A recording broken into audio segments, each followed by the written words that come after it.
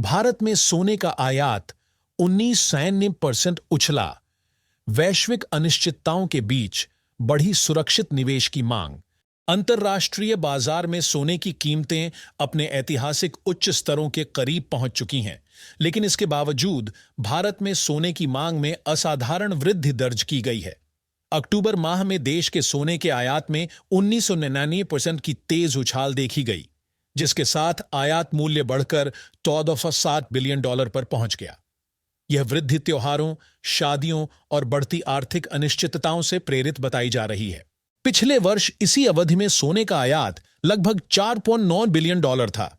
विशेषज्ञों का कहना है कि इस बार मांग में आया उछाल केवल मौसमी प्रभाव नहीं, बल्कि उपभोक्ताओं के सुरक्षित निवेश की ओर झुकाव का स्पष्ट संकेत है। कर राहत, जीएसटी के कुछ प्रभावों और कम कैरेट वाले सोने की लोकप्रियता ने भी घरेलू खरीदारी को बढ़ावा दिया। सोने के साथ साथ चांदी में भी रिकॉर्ड बढ़ोतरी दर्ज की गई। अक्टूबर में चांदी का आयात 6 गुना बढ़कर $2.78 बिलियन पर पहुंच गया। यह प्रवृत्ति भारत और अन्य पूर्वी देशों, खास तौर पर चीन में कीमती धातुओं की बढ़ती प्राथमिकता को दर्शाती है। आंकड़ों के अनुसार अक्टूबर में सोने के आयात की मात्रा 166 टन रही, जो पिछले वर्ष के 7.5 टन की तुलना में लगभग 3 गुना अधिक है। हालांकि यह संख्या वर्ष 2023 के 189 टन के मुकाबले अभी भी कम है, पर पिछले 3 वर्षों के आयात पैटर्न को जोड़कर देखें तो वर्ष 2025 भारत के लिए रिकॉर्ड आयात वाला साल बनने की उम्मीद है।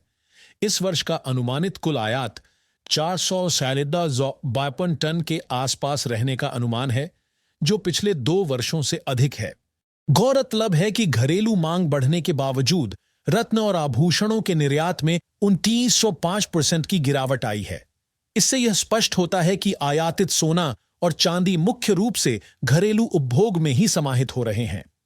विश्लेषकों का मानना है कि वैश्विक स्तर पर बढ़ती अनिश्चितता, अमेरिका भारत व्यापार संबंधों में तनाव और निवेशकों के जोखिम घटाने की मानसिकता ने भारतीय बाजार को सोने की ओर मोड़ दिया है।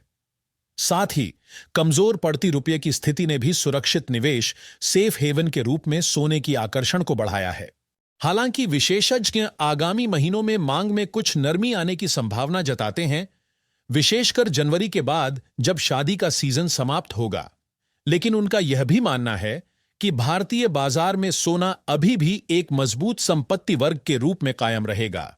भारत में सोने चांदी की बढ़ती मांग न केवल घरेलू बाजार के रुझान को बदल रही है, बल्कि वैश्विक बाजारों के लिए भी संकेत दे रही है कि एशियाई क्षेत्र, खासतौर पर भारत, कीमती धातुओं की मांग का नया केंद्र बनता जा रहा है।